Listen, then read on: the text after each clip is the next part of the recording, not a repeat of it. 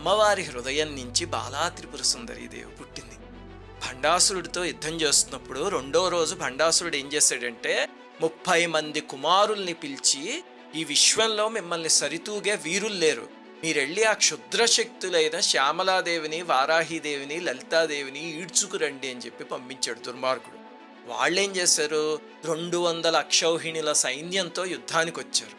భండపుత్రులు వచ్చారు కదా అని లలితమ్మ వారు యుద్ధానికి వెళ్ళబోతుంటే అప్పుడు బాలా త్రిపుర సుందరీదేవి 9 ఏళ్ల వయస్సు చిన్న పాప వచ్చి, అమ్మ వచ్చింది భండాసురుడు కాదు కదా, భండపుత్రులు, నీ వరకు ఎందుకు, నేను లేనా నీ పుత్రికని, నన్ను పంపించు తల్లి అంటే అప్పుడు అమ్మవారు, తల్లి నీ వయస్సు 9 ఏళ్ళు, నువ్వెలా వెళ్తావు యుద్ధానికి అని అంటే, ఏం పర్వాలేదమ్మా నీ ఆశీస్సులుంటే వెళ్ళి జయించుకుని వస్తాను అంటే చివరికి అమ్మవారు కౌగలించుకుని బాలా త్రిపుర సుందరీదేవిని యుద్ధానికి పంపించారు.